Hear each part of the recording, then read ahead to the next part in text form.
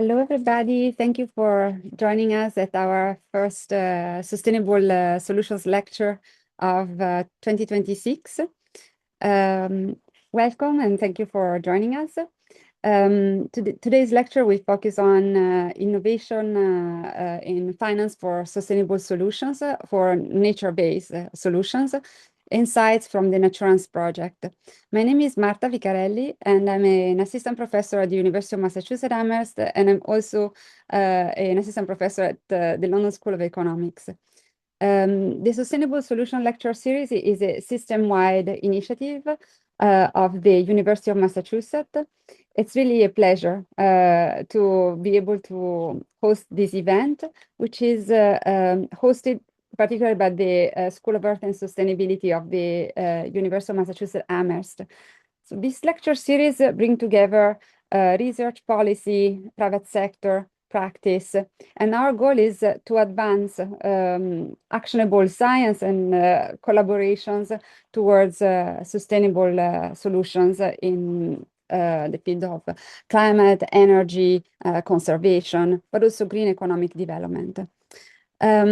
Before we begin, I would like to acknowledge our partners in the organization of this lecture series. And you see the logos of our partners here. I'm gonna change slide so you can also see a larger set of images. We have numerous partners, and I'm really excited about this. Our network is growing every year. This year series is possible thanks to the support of, as I mentioned already, the School of Earth and Sustainability at UMass Amherst, but also the School of Public Policy, the School for the Environment at the University of Massachusetts Boston, and then the Sustainable Solutions Lab, always at UMass Boston, the RIST Institute for Sustainability and Energy at UMass Lowell, UMass Dartmouth campus, UMass Chan Medical School. I'm excited that we have also the medical school in our team this year, the Stone Living Lab, the NATURANCE project, and I would like to say hello to all the NATURANCE partners. You will learn more about this project in a few minutes. We also received the support of the Nature Conservancy for this year's program, the Massachusetts Municipal Vulnerability Preparedness Program, and the Massachusetts Executive Office of Energy and Environmental Affairs contributed to our program this year. And last but not least, the Massachusetts Municipal Association, which has been a fantastic partner in our research for the past 5 years. As I mentioned already, very briefly, the goal of the Sustainable Solutions series is to explore innovation strategies. It's really a platform for collaborations. You can see this lecture series as a multi-sectoral forum where we try to bring together academia, private sector, public sector, and we welcome collaborations, but also potentially support for different stakeholder groups. So if you're interested in our lecture series and you want to learn more, and you want to learn more also about the initiatives of the University of Massachusetts Amherst, feel free to reach out to us. We will share the link again at the end of the event. And now let's jump into our event today, Innovative Finance for Nature-Based Solutions, Insights from the NATURANCE project with participation also of Evelyn Zvedov from a company Verisk. Our first speaker for today is going to be Svenja Surminski. I would like to say a few words about my colleague Svenja. Svenja is Managing Director, the Climate and Sustainability at Global Risk Management and Professional Services in the firm Marsh. She's also Professor of Practice at the Grantham Research Institute at the London School of Economics. I would like to immediately leave the floor for Svenja, who's going to give us an introduction to the NATURANCE project and to, some of the key recommendations. Thank you, Svenja, for being here. I'm going to stop sharing, and the floor is yours. Okay, well, hello everyone, and Marta, thank you so much for facilitating this. And may I say, to do it again, it's a great pleasure, because I think I attended, or I gave the inaugural lecture to the series, and I did it in person in Boston. So it's a bit of a shame that we're not doing it in person this time around. But yeah, and very much applauding your work. And obviously, it's great to also have you as a colleague at the LSE. So I'm going to share a few insights and sort of take you onto a little journey about the NATURANCE project. While I'm uploading my slides, which I hope will materialize. Okay. So yeah, as Marta said, I'm also wearing different hats, and just to underline, so the NATURANCE project is supported and the innovation labs are managed by my team at the LSE. So I'm doing this very much wearing my LSE hat, but I'm obviously also very much involved in from a practitioner angle in this space. And we'll say a few words on the work that we're doing at Marsh in this field. But yeah, so let me just take you what I call onto the NATURANCE journey. So what is actually NATURANCE? And we could spend a lot of time trying to see how we pronounce it correctly. I think even after 4 years of the project, we're still having different ways of pronouncing it. So since the project is coming to an end in May, let's not go there. So this whole exercise began back in October 22, and it's a European Commission EU-funded project, which brings together quite a wide range of experts from across different fields. And you hear from some of them here, some colleagues who are attending here. And I think the starting point is really, it's not a sort of research project as per se. It's really sort of a knowledge and innovation sort of fostering exercise. And we'll talk about that in a minute, sort of what that means and how we actually have done this. So I guess overall, it promotes the innovative finance and also, the sort of development of solutions that integrate, nature, and sort of solutions in the investment and the insurance sector. And we'll give you a couple of examples. And very much conscious that this is still an evolving area, and there's need to bring together those who actually have sort of insights, who run models, who have data, who've done quantifications, but also those who sit on the implementation side and those who actually have risk needs that are relevant and who want to implement nature-based solutions, for example, or who are working with nature but haven't really thought about, the risk implications. So it's kind of it's quite applied. Let's put it that way. So the core challenge is, and again, we could spend a lot of time on how people define NBS. Again, I assume we're sort of on the same page here, but feel free to raise that in the discussion. So we're talking about nature-based solutions as a way, as a sort of huge contribution to how, society can deal with particular physical climate risk. So, this idea of, nature as a buffer, nature takes away a lot of the pressure that arises from climatic events, this sort of standard resilience narrative there. But also recognizing the variety of co-benefits that can come from that, but at the same time identifying, how can we make finance work for this, and how can we integrate this into either markets, but also insurance equations and insurance underwriting sort of value chains. And we're doing that through innovation labs. We'll come to that in a second, but also policy and governance analysis, some modeling, and Joanne will share also a few insights on what this sort of means in terms of policy and regulation. So it's quite a sort of holistic approach. Here you see the way it's structured. And we're coming to the end now, but throughout this whole period, we ran 9 innovation labs. And these are really sort of very sort of dedicated exercises, often very location specific. I'll show you the range of them in a second. That brings together experts from knowledge networks, and connects them to those who are sort of working on the ground, who've identified the need, who have identified the risk, who want to invest in nature-based solutions, who are interested in an insurance solution, and brings those together to basically unpack what's feasible and, then at the end come up with, in an ideal situation, a really strong business case, or to identify, barriers and challenges. And there's a lot of sort of lessons learned going on. So, the idea is really with these innovation labs to cut across different industries and backgrounds and facilitate that. And it's like, each innovation lab has its own, dynamics. They follow a certain approach, but it's very much a sort of joint exercise that also, takes the participants onto a journey. And I think that's really important. It needs to work for those who are putting time and effort into that. And I think, we've been lucky at the LSE team to work with all 9 innovation labs and support them, but now also taking some, stock afterwards and draw some lessons. And there's an interesting report that's available.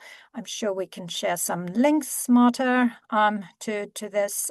So I think the innovation labs sort of are structured under basically 3 themes. So the idea is, do we look at this through the lens of risk transfer or solutions? And, how we can combine nature-based solutions and insurance? Through the lens of investment, are there innovative financial products to also attract investments from insurers or from other investors? And then the last bit is this idea of advisory and what are sort of services, tools, technologies that also, can bring forward, sort of innovation in this space, often related to data, to help plug some of the gaps that exist there. These are the 9 innovation labs. A wide variety. I know today there's a focus here on coastal resilience, so we don't have an innovation lab that sort of fits the bill exactly when it comes to coastal resilience, but I think there are some interesting learnings that apply. And Marta, I know you've read them all, I think, so you can also guide us, I think, in terms of what you see as relevant lessons, I think, for a US context. Because yes, you can see this is focused on innovation labs in Europe, but we're very much engaged globally in this, and I think I really welcome this exercise. But I also work with many colleagues in the US, in Asia, and in other places on these. Just to give you a feeling, so my team at the LSE, we ran an innovation lab that was focused on biodiversity net gain, a new regulation that targets property development. And that led to, sort of new liabilities and new need for insurance. And then we connected it to flood risk management. And you can see, a couple of slides here, or just one screenshot, but the reports are also available. I just thought I'll leave you with a couple of key findings, but it is quite difficult to just kind of put that out there. So I think we can come back to some of these once you've heard from my colleagues here, because I think there are some of these that are probably quite obvious. Governance is important, also the role of different players, risk ownership, the modeling and data side, that is often a very hard because very location specific. I think this disconnect between insurance market cycles, NBS life cycles, and incentive structures. And then also sort of what gives rise to insurance innovations. And most importantly, is there actually demand for these? Because you can have the best solution if nobody can buy or takes it, then that's not helpful. And I just leave you with that. There is innovation happening in this space. I said I'll work at Marsh on this, and we have quite a few interesting market solutions out there. And these, alongside many others, can be found on the NATURANCE website, where we are hosting a companion we've collected a lot of examples and case studies, and there will be a report very shortly that reports back on that. So just to give you a flavor, and now what you really want to do is listen to my colleagues who can do a bit of more of a deep dive, I think. So over to you.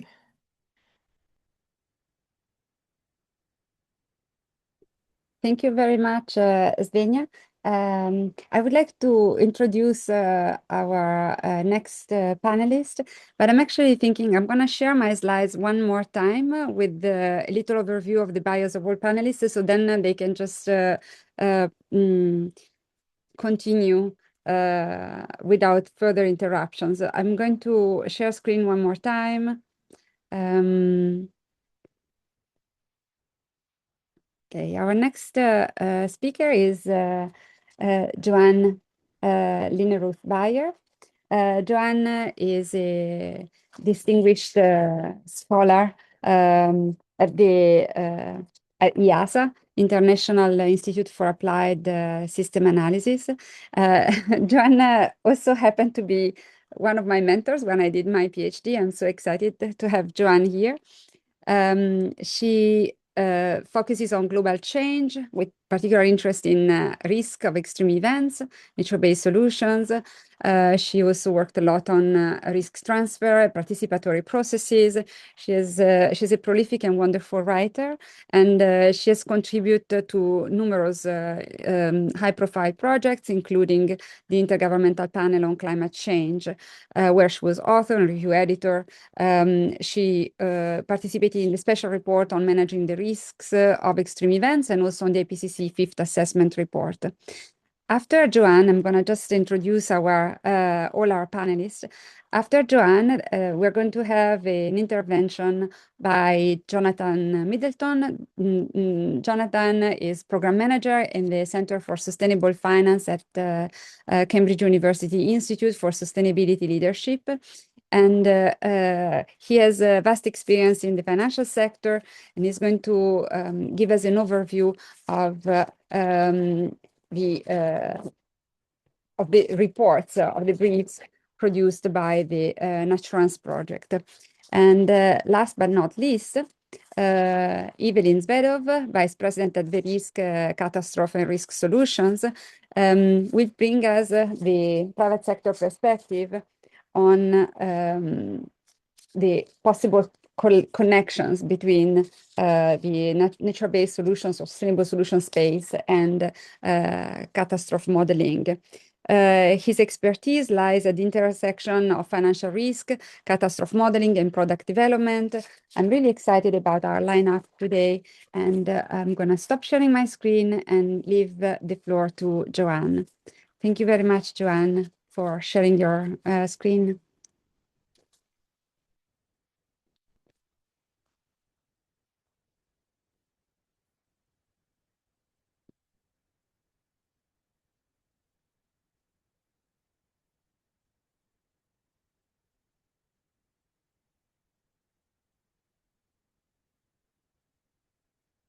I see I'm muted. Does everyone see the screen? Yes, yeah. Perfect. Thank you. Good. Thank you very much, Marta, for that nice introduction. And it's so good to see you again. I'm going to now, as I think as Svenja reported, we had various innovation labs in the NATURANCE project. I led the innovation lab on wildfire insurance. And I'm going to be reporting on just a bit of an innovation that emerged out of that lab. So this is going to work. Oh, I was worried about this, that I can't move my screen. Okay, now I found how to move it. Okay, so my innovation really is talking about insurance discounts. And what I'm going to do is, sorry, I have to go back up here. Sorry, it's not working. Okay, what I want to do is talk about insurance premium discounts for nature-based solutions, which has the name now called greeniums, which you can think of as kind of green premiums. And I'll start by just giving some familiar background to sort of kind of warm up, get us into this topics. I'll go into what are greeniums, and particularly what are greeniums for nature-based solutions.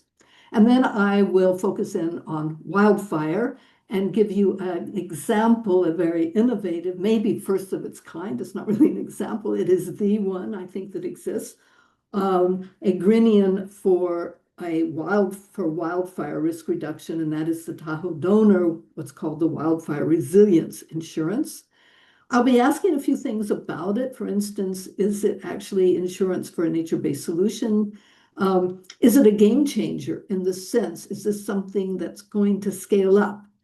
And for that, I think we have to look into some elements of what actually enabled it. And on that, I'm going to really say, kind of emphasize the important role of regulation.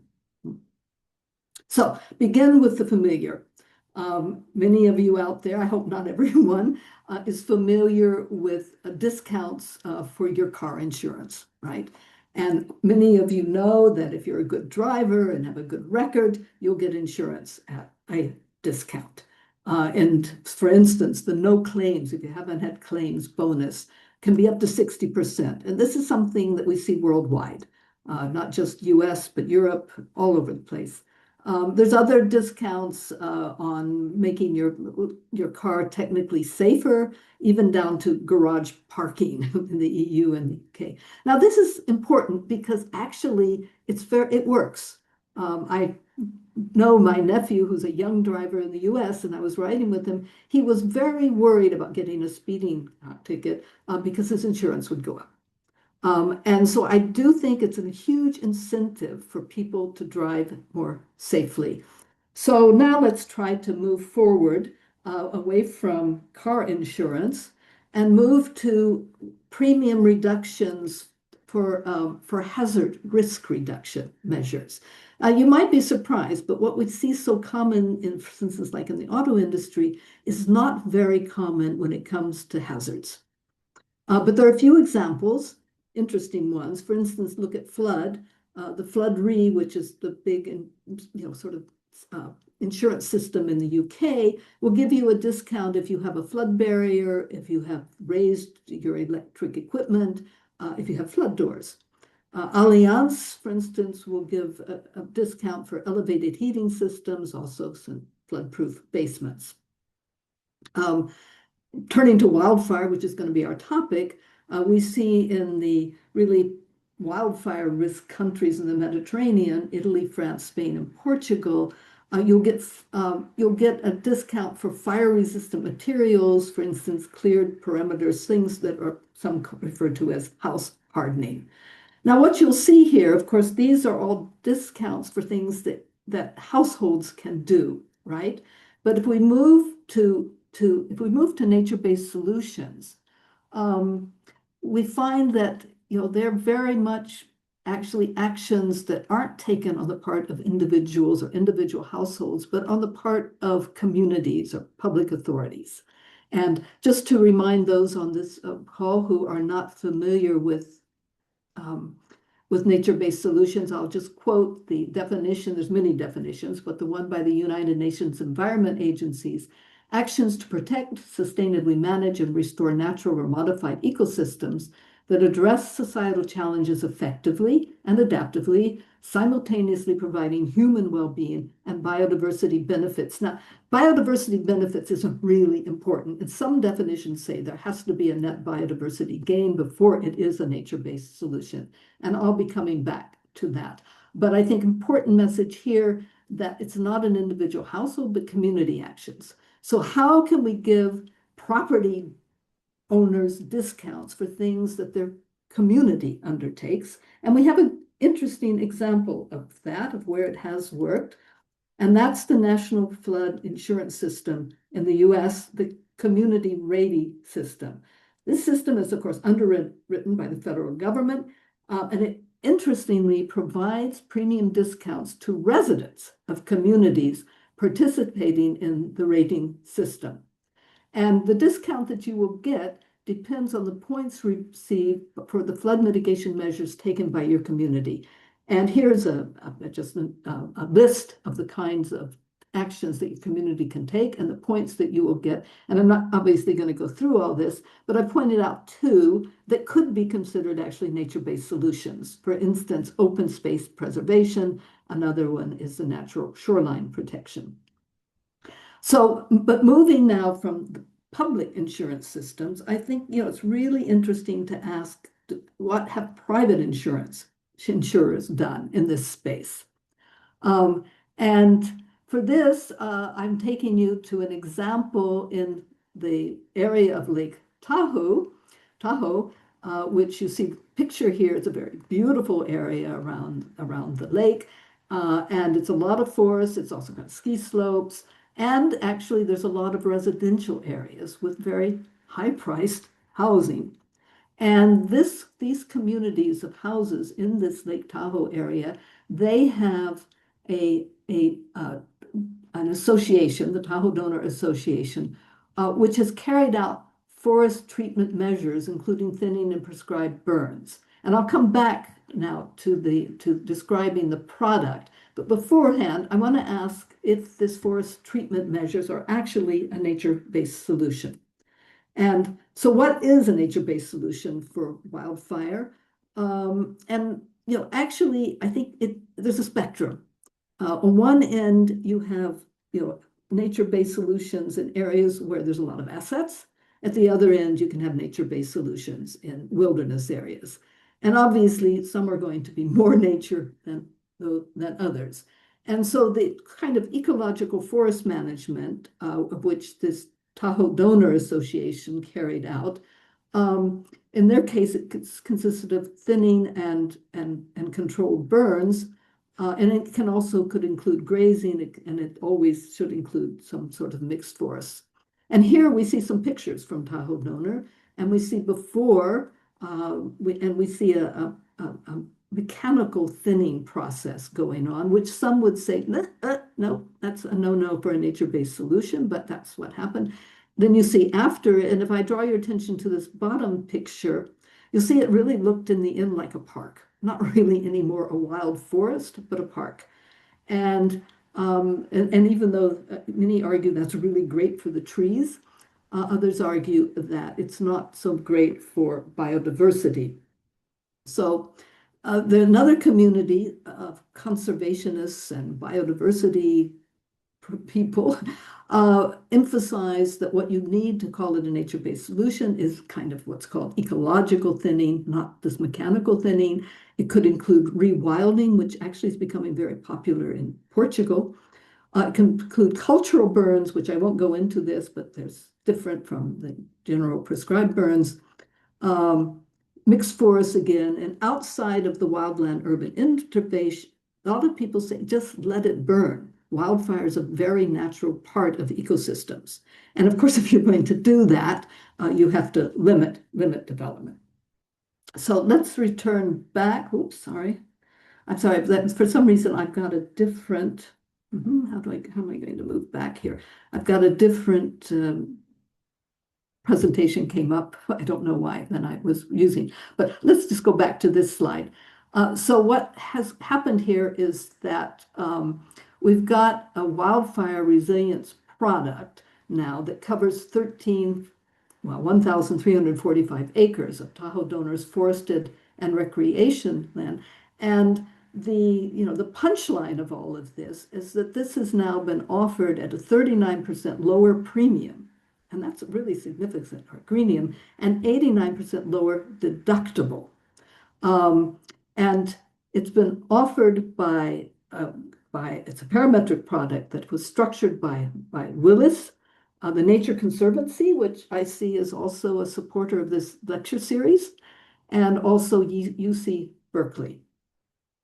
And it marks the first time an insurance company has factored large-scale fuel reduction work into wildfire risk assessments and policy pricing. So it's a really first-time kind of a product.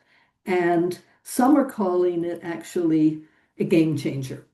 Groundbreaking new wildfire insurance policy could be a game changer, a feature article in one of the newspapers that came out. And so, it definitely is incredibly important to start incentivizing nature-based solutions with premium discounts. And I think what we have to do now is examine the kind of conditions that this could be a game changer, meaning it scales up. One, and this sounds a little non-intuitive, but I would argue, some might disagree, that one important enabler is that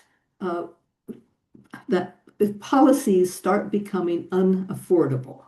Once it becomes becoming unaffordable, insurance companies become very worried about losing their market, and that's when they become very interested in reducing the risks. And of course, as we all know, in California, policies have gone up, skyrocketed. In fact, residential wildfire policies have increased by 123%, commercial policies by 161% between September 2020 and September 2024. And the trend hasn't stopped. They're moving forward. And I think because it's starting to become in many areas very difficult for residents to pay the premiums, we're getting a lot of interest in actually reducing the risks. Second enabler, actually this treatment that I've been talking about, the prescribed burns and the thinning and so on, it's actually incredibly expensive. And so, the modeled treatment costs come out at around $2,500 to $4,500 per acre. That means about $3 to $6 million for the Tahoe Donor Forest Management. And so the Tahoe Donor Association didn't have that kind of money. So it was actually highly subsidized by the U.S. Endowment for Forestry and Communities, and the Nature Conservancy is actually covering the cost of the insurance premium through a grant. So huge public support in this. And third and last, and this is one of my last slides, is that regulation was a really important enabler. And I usually give this to European audiences, and some of you might know about this, but maybe not. California regulation 2644.9 requires any insurance company that differentiates its rates based on wildfire risk to incorporate discounts for wildfire reduction activities by households or communities. And the same goes in Colorado, where the insurance commissioner requires insurance risk models to take into account property, community, and landscape scale investments in risk reduction, like home hardening, defensible space, and forest management. So it's not really a choice for many insurance companies. It's actually required. And my opinion, this is incredibly important. So I'll just conclude. Greeniums are very simple and powerful. They can be a game changer, yet only if enabled by significant public support and regulation. They addressed once this to the European insurance regulator, EIOPA.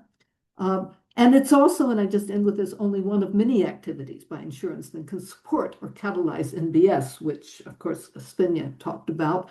And I have slides on that. I don't have time now. So in the interest of time, I stop here, but in the question and answer period, if you want to hear about some of the other activities, happy to show you some of the NATURANCE work on that. So thank you. And I guess questions will come later. Thank you very much, Joanne, for this very interesting and tangible example from the US. Now over to Jonathan Middleton from Cambridge University. Jonathan is going to bring us a little bit deeper into the work of NATURANCE. So thank you very much, Jonathan, for being here with us.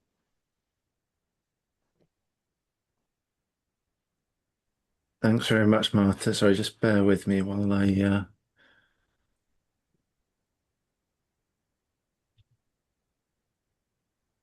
Hopefully you can see that. Yes, Great. Thank you very much. So, Svenja and Joanne have given a good introduction to NATURANCE. I'm going to hopefully complement that and also talk a little bit more about some of the key takeaways from the project and some of the final outputs that we've put together, just summarising what's gone on. So, Svenja's already mentioned what NATURANCE is, so I'll skip through this introduction quite quickly, but also just to introduce ClimateWise, which is a membership network from the insurance industry that's convened by CISL and looks at climate change and nature loss. So a very important knowledge partner in this work. And the innovation lab that CISL led was heavily developed with involvement from ClimateWise, so it's very, very useful to have them on board.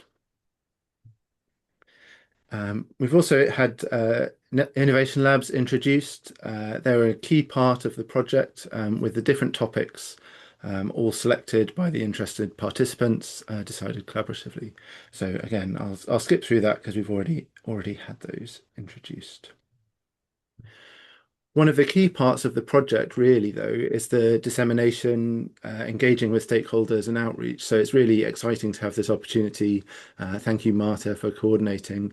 But speaking to different audiences like yourselves, researchers, practitioners, policymakers, it's really key for sharing what's gone on in the project and some of the outcomes and yeah, so that's been really important, and it's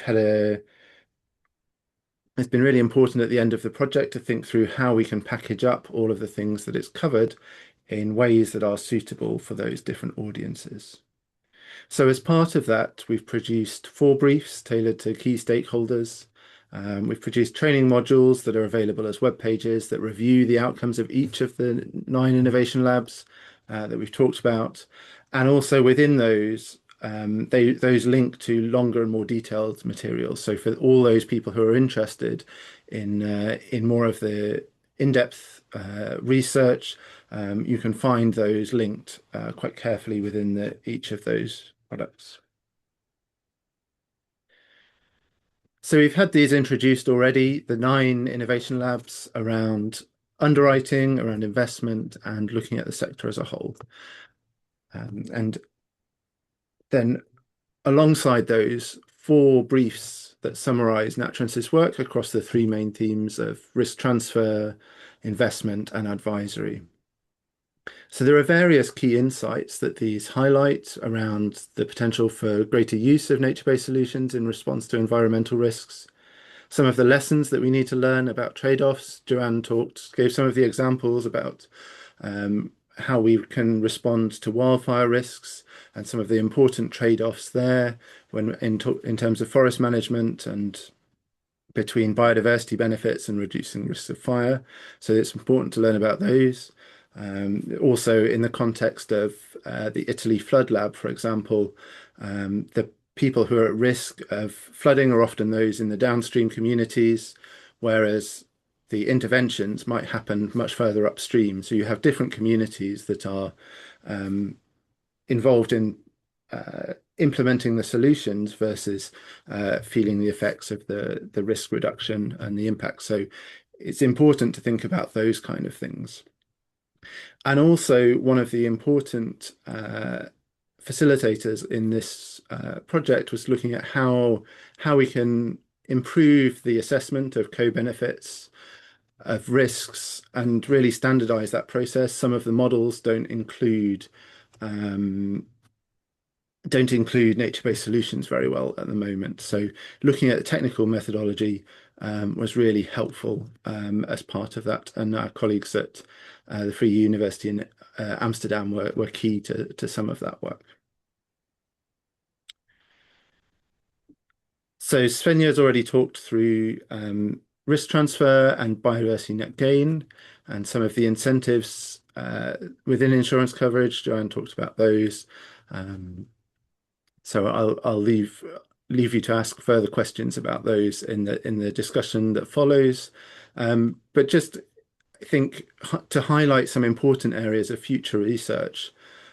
First of all, integrating the things like natural flood management and regulations such as biodiversity net gain into underwriting and risk pricing models. That's one key thing. And then how do we make things more replicable? How do we make things more standardized in terms of the assessment of those risks and co-benefits? Those are some of the key stages to try and drive more take-up of nature-based solutions. Looking at some of the more methodological approaches within NATURANCE, one of the things that we found was that catastrophe models are frequently favored by insurers because you can't really use backward-looking data. The availability is not there. But these models often don't consider nature-based solutions, and finding the data for example, for storm damage curves, that can be quite limiting. So it's quite tricky to integrate nature-based solutions into flood risk models, for example, and there are serious challenges to scale around replicability. It's often different for different flood basins, different regions, different types of flooding. So there are real challenges there, but also perceptions from insurers are quite difficult to overcome. And as well as with looking at the risks, looking at the co-benefits, the value is not well understood and there's no standardized approach. So again, this is a significant barrier to scale. So one of the approaches within NATURANCE was to try and develop a method that would better estimate the value of public goods and services. And I think one of the really key lessons from the whole project, and why I focused on dissemination earlier, is just how important wide stakeholder participation is, and involving both private and public sectors to work together and try and standardize the whole process.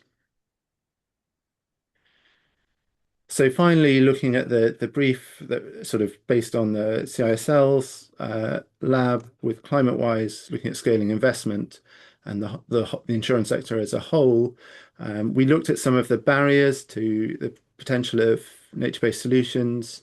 I talked about some of these already, and the fragmentation, the difficulty of standardization, and some of the enablers to overcome them. So as part of this, we produced a roadmap for implementing nature-based solutions and similar innovations in finance. It's designed to be used as a prompt for what activities need doing and when in the life cycle of nature-based projects, from your initial assessment through the design, piloting, scaling, and how you refine and improve this all along. And trying to share knowledge from lab participants about how you can ensure that nature-based solutions have suitable outcomes, what works well, what could be improved. So sharing this knowledge through different partners, different members of the innovation labs with different expertise was really important to develop, to make progress, I think, on overcoming some of these barriers. And one final resource to share that I think has proved really quite valuable, perhaps more so than we expected, was this list of nature-based solutions that involve insurance. So this is something that we keep maintained for the moment, and very happy to accept new submissions if you've got any suggestions of other examples. This is just a sample. There are many more on the full list. But these concrete real-world examples of innovations really demonstrate what is possible, and have proved really quite important at inspiring further action, rather than people sitting back and saying it's too tricky. So I'm aware of the time. Thank you very much for your time now. I will pause there, and very happy to look forward to the discussion later. Thank you very much. Thank you very much, Jonathan. We are going to now transition to Evelyn. Welcome, Evelyn, and thank you in advance for sharing your perspectives and thoughts. Marta, thank you very much. I'm very pleased to be here. Thank you for organizing this event. It's very timely, much needed. I'm glad to be here with my colleagues and co-panelists, Joanne, Svenja, and Jonathan. Jonathan, I very much like the boating theme in the back in your background, and I congratulate you with a tremendous boating success this year in the Oxford-Cambridge races, we managed to snatch one medal, but next year we'll do better. But now we are going to talk about insurance and nature-based solutions. So I'm glad to be here and to share comments. I'll share comments along 3 lines. The first line is a bit on the micro side, so I will speak more as a risk modeler, as a quant, and then I have a few macro comments on demand, on adoption. So starting with the models capacity and with product innovation, I think it was very nice how Svenja pointed out the link between demand and innovation. The insurance industry has traditional role in systemic stability, in systemic financial stability and solvency. And over the years, awareness of risk, events, social awareness of risk have prompted the industry to create, implement, and deliver innovation to the financial and insurance markets. Catastrophe bonds were mentioned, and parametric insurance. These come respectively from the demand of investors to acquire catastrophe risk and the industry need to transfer some of the risk to capital market investments. The parametric insurance came from the need for low-cost operational insurance, insurance with low claims and survey costs, availability of insurance in regions where claim surveys are very hard and expensive to execute, and insurance with very fast payment procedures. Then in the 90s, if you recall, the insurance industry pioneered the complex multi-tiered insurance structures. On the product side and on the modeling side, it implemented the fully probabilistic accumulation and portfolio management with Monte Carlo simulation and the mathematical copula techniques, all the way back to the beginning of the century, where the Great San Francisco earthquake, at least that's the lore in the industry, prompted the design of the catastrophe excess of loss policy. And it's actually 120 years this year, anniversary of that event. So events, social awareness and understanding of risk, the need to quantify risk, have always prompted the industry to innovation, and the industry has always delivered, in my view. On the modeling quantitative side, we can say very much the same about modeling, quantitative risk modeling, starting with portfolio risk management in the 80s and 90s, the arrival of catastrophe models. All this has been in response to the same factors. Now, the catastrophe models and the quant risk models have gone through at least two generations of transformations. In my view, today we're in a 3rd generation of catastrophe models. The present models are both statistical and physical. They incorporate statistics and they incorporate physical science, atmospheric, wildfire, earthquake engineering, hydrology. So they're very different from how models were 25 or 30 years ago, where they were more of a statistical model. What else has arrived is the availability of satellite data, both public domain and private. So the physical characteristics of the traditional insurable assets, but also of environmental assets, are now available commercially and in the public domain. This is a very different phenomenon. And lastly, we have a tremendous increase in computational power. With cloud computing, with the arrival of machine learning, machine learning has been here for quite a while, but now fortified with artificial intelligence systems, we have a completely new computational power behind the modeling. And the mathematics have been here at least for 30, 40 years, if not more. So from the modeling perspective, all the pieces are there to model the most complex of risks, both physical and both of the natural environment. And the catastrophe models do reflect some of that. The wildfire models, for example, reflect those remediation measures which I believe Joanne spoke about. They do reflect thinning, clearing up. The flood models reflect barriers, flood adjustments, all kinds of remediation measures.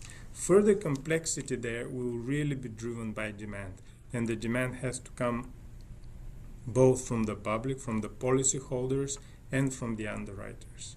But the capacity to model on the methodology side, mathematics and physics, on the computational side, and on the data side, it's tremendous. So I have no doubt that it can address modeling demand for the most complex of problems and assets and risk types. With respect of adoption, I have a few comments more with my a bit outdated economics hat. So I will say this. In my view, for adoption of a very important question for the industry is the question of effectiveness and ownership. Clarity on effectiveness and ownership. Clarity on effectiveness. I think this is very important, and I'm very glad to see that all of the other panelists brought examples of success stories, examples where nature-based solutions have succeeded. I cannot emphasize how much more of this is needed. For the whole community which would like to see such initiatives succeed, there needs to be a constant socializing and communication of success stories, proving that such nature-based solutions have succeeded in practice. And the proof of success will be things like what could have been in a historical context, in a historical event with losses where there are man-made losses, catastrophe losses. What was the loss potential without the solution and with the solution? Or if we have two comparable risk situations where we have one group of assets without a nature-based solution or another group of assets with implemented nature-based solution, compare the losses and show the benefits of the solution. That such success stories communicated with all media channels will have tremendous impact on adoption. Second, I also think about the question of ownership. I think for people who write the business, who create the insurance products and write the business and assume the risk at the end, clarity in ownership is very important. Clarity in incentives and ownership. Because to create the nature-based solution, there is an investment needed. Somebody has to invest time, finance, even talent, energy to create it. Who has the incentive to do this? The policyholders and the insurance companies. And we talked about all the various incentives. Who owns the solution itself? Who owns the damage and the liability of it when it happens? So I feel clarity is very important on ownership. And lastly, with the public sector collaboration is it's very important, but I think the public sector can motivate and it can finance pilot studies, proofs of concepts, which then the success stories can be communicated widely for market adoption. But really, the adoption on a large scale will in my view, depend on proof of concept, success, communicating the success stories, and on clarity of ownership and incentives.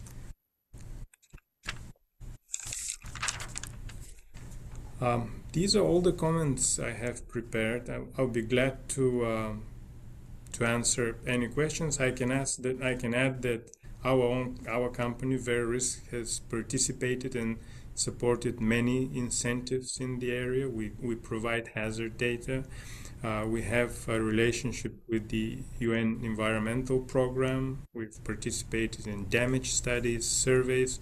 So wherever we see opportunity, we have contributed many times pro bono. But when we talk about demand and adoption, it is really, in my view, these questions that need addressing. Proof of concept, success, effectiveness, ownership.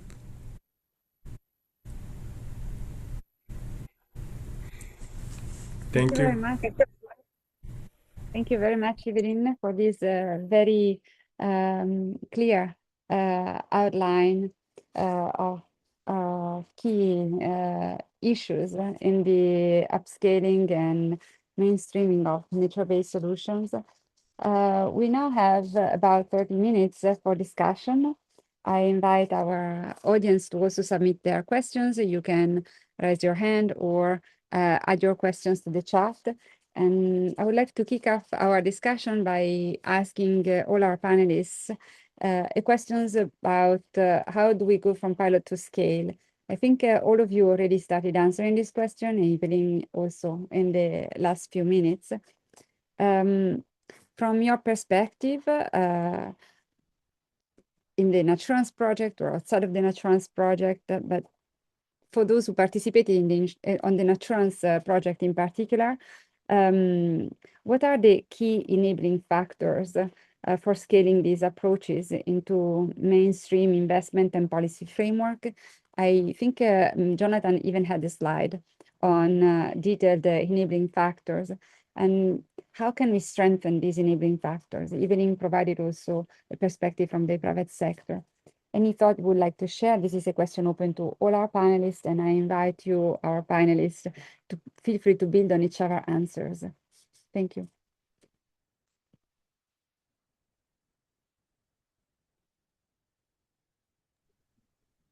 I'm happy to say something, but you might have to specify, Marta, who you want to say something. But because I'm sure we all have views. So. Yes, it's open to all of you. Feel free to go ahead, Svenja, and then we can go to each one of the panelists. Thank you, Svenja, for starting. Okay. Well, thanks a lot, and also for these really interesting presentations. So I think it depends from which perspective you're looking at that question, scaling. So, I think let's face it, you need demand, you need supply, and you need an insurable risk. And, someone who thinks it's a good idea to insure that risk. I mean, that's not very different from other, from other standard approaches. But the moment you break it down that way, you suddenly realize why actually these pilots that have been tested and sort of innovative approaches, are sometimes stuck in and are challenged because they can't, there isn't demand, there are problems with the data. Suppliers might still think, oh, this is kind of new territory. They also need to invest a lot in data. I mean, it's also quite expensive.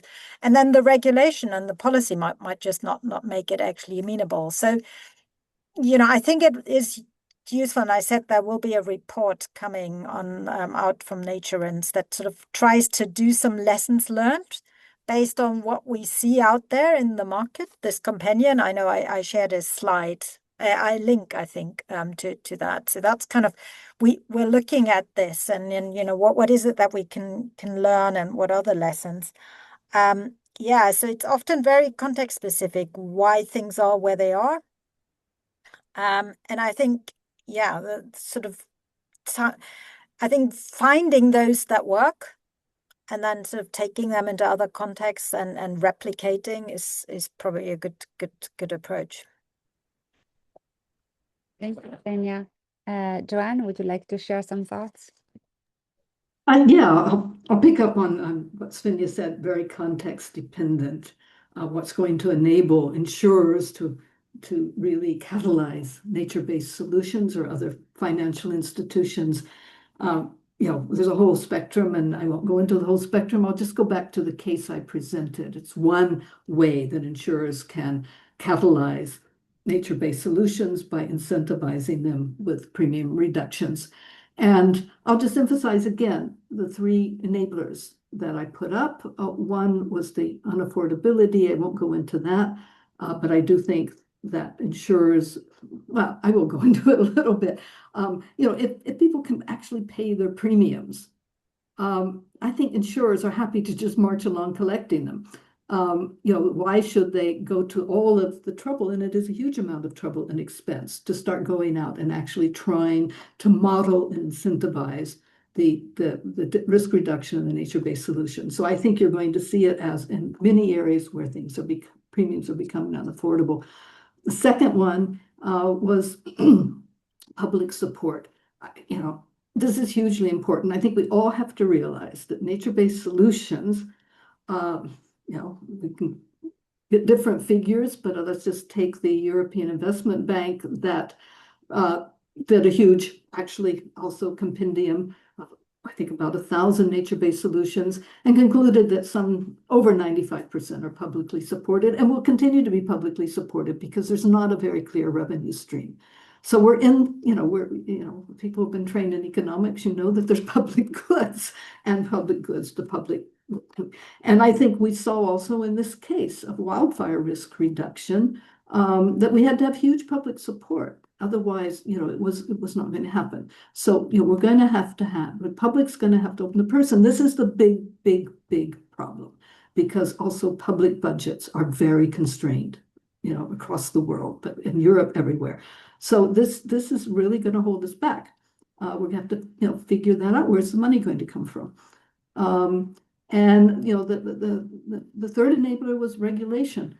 I'm looking with great interest at the net biodiversity gain regulation in the UK.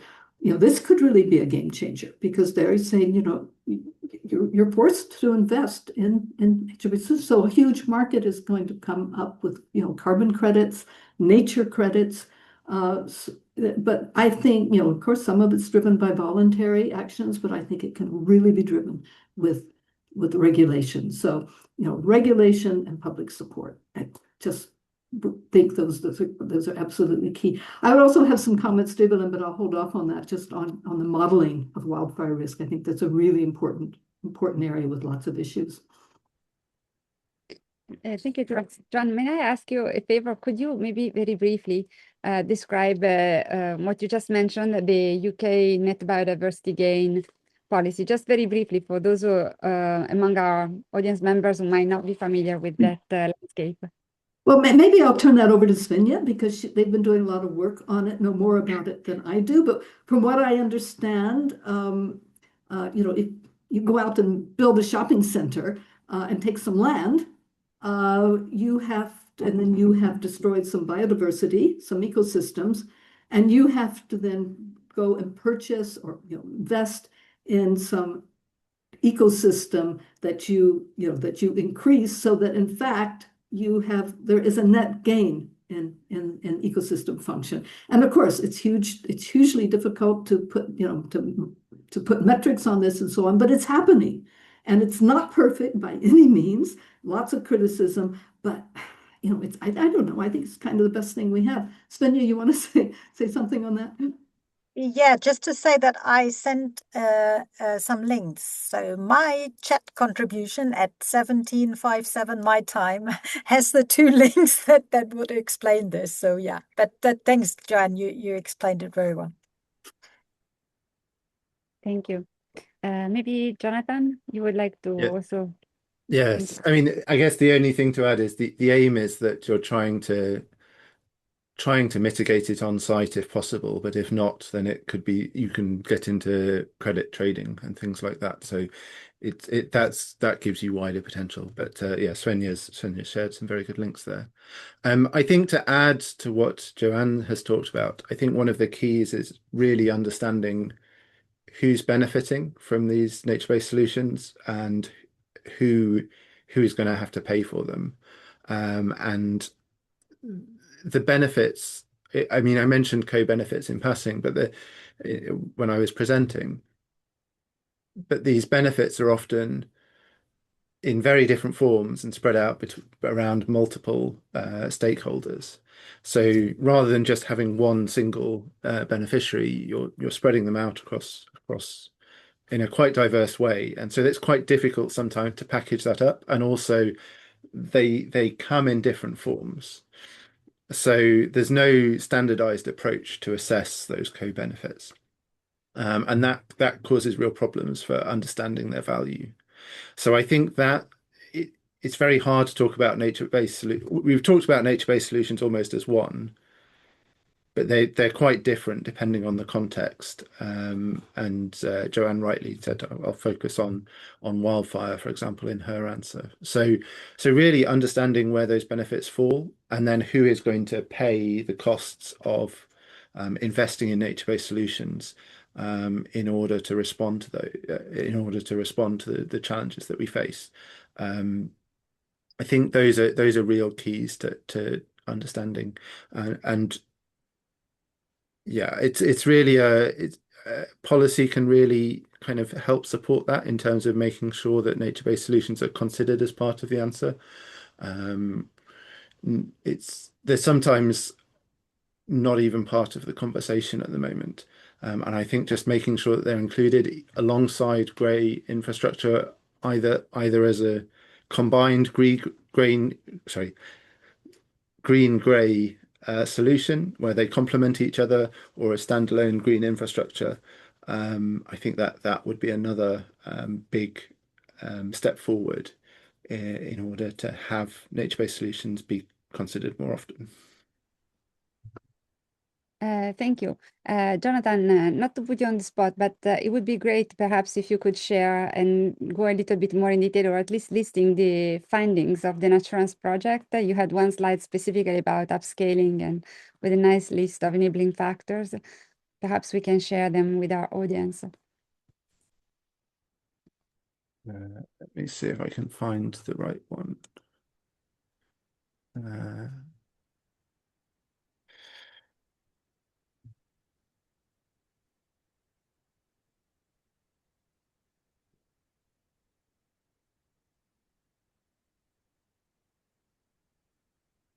Thank you, Jonathan.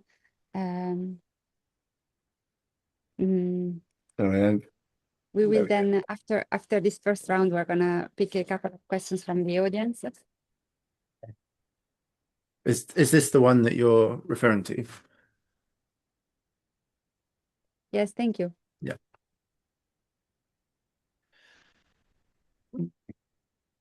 Immediately click off it.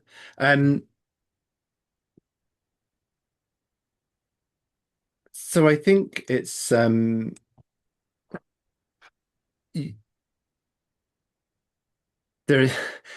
a lot of detail here that I've skipped over. I think the overarching point that I was really trying to make is that you have lots of different stakeholders. You have insurers, you have local people that you need to get on side, particularly when you can have some quite disruptive projects at times.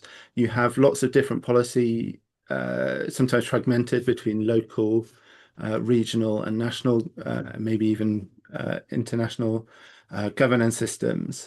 And so all of that complexity is really quite challenging in terms of providing barriers.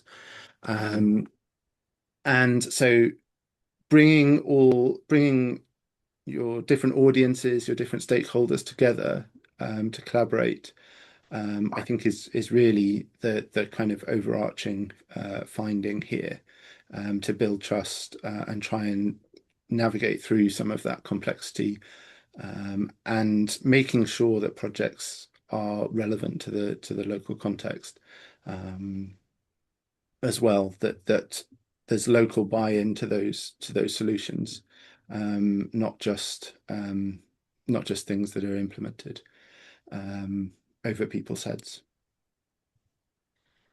Thank you very much. I will pick some questions from the chat. One of the questions was actually mentioning one of the enabling factors that you were listing there, and it's about blended finance. Would you, would any of our panelists have some thoughts to share about blended finance? It's Georgette Felix who asked, do you think blended finance could be an important enabler? Please, Joanne, thank you. Thanks. I'm sure all of us could say something about that. Yes, of course. And I think I tried to emphasize the importance of bringing in the public purse on this. And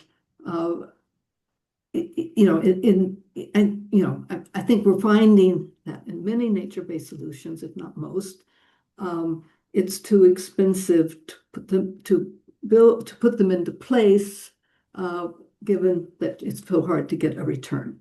Now, maybe there is some potential for return, particularly when you start talking about nature markets and carbon markets. There is potential there.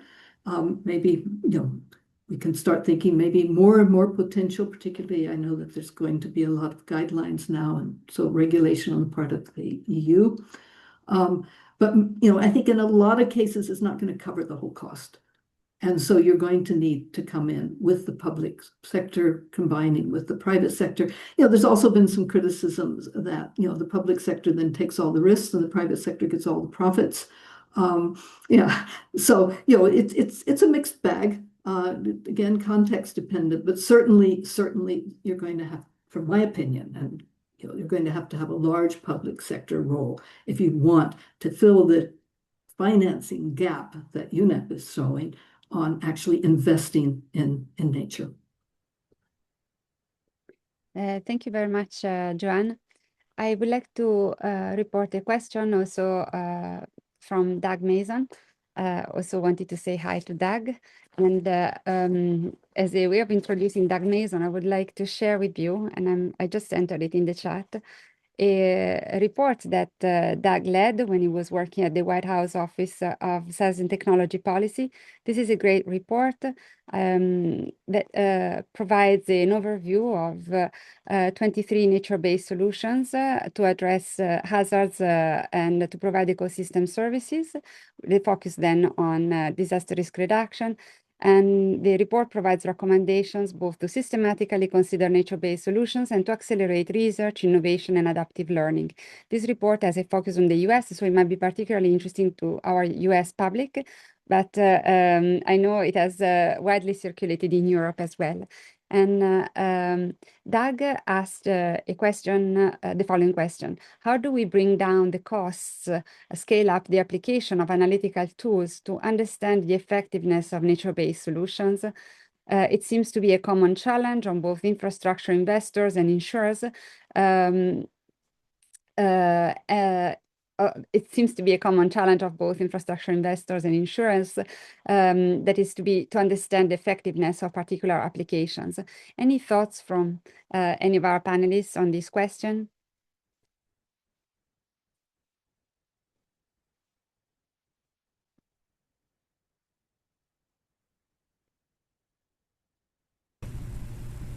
Thank you, Evelyn. So, yeah, Doug, one approach which has worked in similar cases, for example, is a consortium, open source consortiums for the development of analytical tools. The global earthquake model is one such example, which is a collaboration between the industry, academia, public sector, and there is a fully available, open source, fully downloadable global earthquake model. So an open source modeling consortium is one solution where modelers, quants, risk managers from all over, from everywhere, interested in the subject will contribute. So putting together such an initiative has worked, in my experience. It has worked with other cases. I do not see why it cannot work here. I can maybe add to that. I was recently doing some work with the European Space Agency on, some of the innovations there in terms of using AI, using, new satellite technology to also, contribute and help unpack and make things easier and quicker and ultimately more low cost. And I think there's a lot of, there's a lot of stuff possible. And I think, there's some really interesting innovations. But at the end of the day, this is, it's not just about cost, it's also about trust, and it's about understanding. And I mean, let's be very honest, there have been also, unfortunately, quite a lot of examples that have been sort of promoted and claimed as being NBS. And I then, when you check in, 1 year later or 2 year later or 3 year later, it looks very sad, and nothing has actually really been done. And I think we need to be open, and not just because it says nature, get carried away and think it must be good. I mean, I'll really also have been part of meetings where it's, it is, it's almost like sort of, losing sight that there can be also quite some challenging issues, like making these things, long lasting and sustainable. So I think we can hopefully have better and cheaper ways to monitor and assess and so on. But we also need to be more open about, not just because it says nature means it's the right thing or the best thing. Yeah, very, very good points, Svenja. And the mortality success ratio is 99-1. So we need 100 initiatives to go and one to succeed. But it's exactly as you say. Yeah, the success rate is 1% in all of these things. So you need 100 ones to go. And hopefully one of them will work. Thank you. I'm drawing from the chat here. We have a question from, I'm gonna share 2 questions, and maybe in the last 10 minutes we can address a couple of questions at a time. Christina Bolina asks, thinking about causes instead of consequences, could insurance be interested to save still existing floodplains that are going to be rezoned to building areas, etc.? So I think this is a question related to what is more cost effective as well as most efficient, conservation versus restoration. Maybe I can actually answer a little bit in relation to this question. We actually did research on this point, and we did a global review of peer-reviewed literature investigating cost effectiveness of nature-based solutions. And we found that, of course, conservation is the most cost-effective type of nature-based solutions because the same level of risk protection can be achieved at the lower cost. I hope this answers Christine's question. And then Irene Morel asked, I was recently proposing in an MBS project that insurance could help de-risking MBS, and the audience looked at me as I was talking as impossible options in the EU environment. You mentioned the wildfire risk reduction discount for some actions. Are some examples where MBS are explicitly mentioned in the EU? Maybe, thank you, Svenja, for answering. I think, Irene, you're going to find a lot of interesting examples also on the NATURANCE website. There is a database of publications. So we posted the NATURANCE website. Maybe I can ask Marina to repost the links that I posted at the very beginning of the event, so that for those who joined us later, they can see, they can have access to the library of the NATURANCE project. NATURANCE project, that I remind everybody, is a consortium of universities, and I also share the link of the universities that are part of this consortium, and it's a partnership with numerous private sector actors and public sector actors. We have also another question from Rowena. Who should pay for the insurance, the investor or the project developer? Anybody would like to quickly address this question?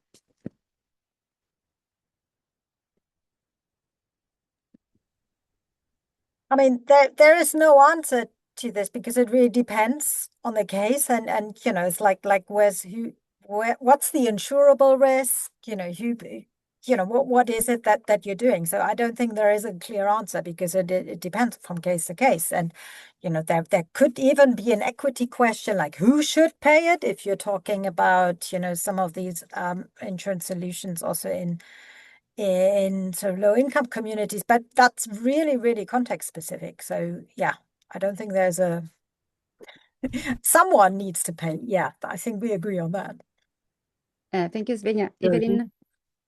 Yeah, I think the principle is whoever owns the assets, and there are two types of reinsurance. There's two types of reinsurers. There is builders and there is project insurance. So while the project is in development, however is the agreement between the owner and the project developer on ownership, that's how the insurance will go. And project developers do take insurance because for materials and actions and business interruption and all such things before the delivery of the project, they have ownership. So their ownership is their asset, and that's what they will insure. But insurance always follows ownership. Thank you very much, Evelyn. Please, Joanne. Maybe not so directly to that question, but I think the last question. Yes, I mean there is, like in the wildfire case, it was the residents and this association that had to take the insurance because if there's a wildfire there, they would lose their assets. But there's also a lot of other ways that insurers catalyze nature-based solutions. And I'd like to mention just one because I think it just came up a little bit on the side, is taking the liability off of the risk. For instance, I'll just give an example. We were interviewing municipalities in Norway about their interest in nature-based solutions for landslide. And the one woman, she said, she said, we know that we could put up a nature-based solutions on this slope. Instead of building a concrete sort of wall, there's all kinds of nature things you can do to prevent the wildfires or mitigate the risk. He says, we got a kindergarten down there. What if they don't work? And can you prove to me they will work? And of course, to really prove it, we need many, many years of statistics because these are low probability events. And we need desperately to put these things into place. So we've got a problem there, of lives lost. We've got a problem of liability. And it's tricky there. I'm sort of been suggesting, yes, when it's really a lives issue, we have to kind of, precautionary principle, really take the gray measure. But if we don't, if it's a kind of a loss in economic loss, we've got to de-risk them. We have to take the risk off the municipality and put it more broadly on society because it's society that needs nature. And so we've been suggesting maybe some kind of a European level reinsurance, kind of a risk take, sort of a, something that absorbs the risk out of the municipalities to make some, and a lot of suggestions like that. But the de-risking is really, really important. I could give another example on de-risking prescribed burns. Now there's, for a while, there was no insurers that were willing to do that. Recently, some have come in, and now you can get insurance for prescribed burns. But, if you want to see these things go forward, you're going to have to de-risk them, and sometimes that can be rather expensive. Thank you so much, Joanne. I'm adding here for our audience a reference to an article by a large consortium of universities and faculty scholars from different fields. I will be happy to post it and share it later with the materials from this event. And this is an article on the on the effectiveness of nature-based solutions. It was a global review study that took about 6 years. It was published in Nature Sustainability. In case our audience wants to learn a little bit more about the effectiveness of nature-based interventions. And I would also like to invite, I see Milena Kozlowski is also here on video. If you want, Milena, you can ask your question. Milena is joining us from the University of Padova.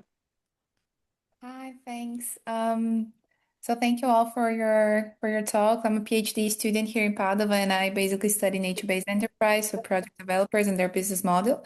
And last week I was in this event here in Padova, the Padova Climate Action Week, and I attended a session with investors, banks, and private equity firms and venture capitalists. And then I talked to them, and basically they said that there's interest, but it's quite tricky for them to understand the multi-co benefits that nature-based solutions may present.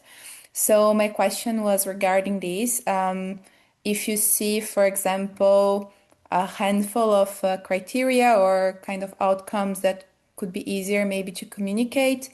Also in line with Joanne's talk, I worked with wildfires in the south of France, so I also think about risk reduction in terms of maybe a number of lives saved, or I don't know, some kind of avoided costs also. So I don't know, just dropping this not easy question on the table, and thanks, Marta, for the possibility to talk. Thank you. Anybody would like to respond to Milena?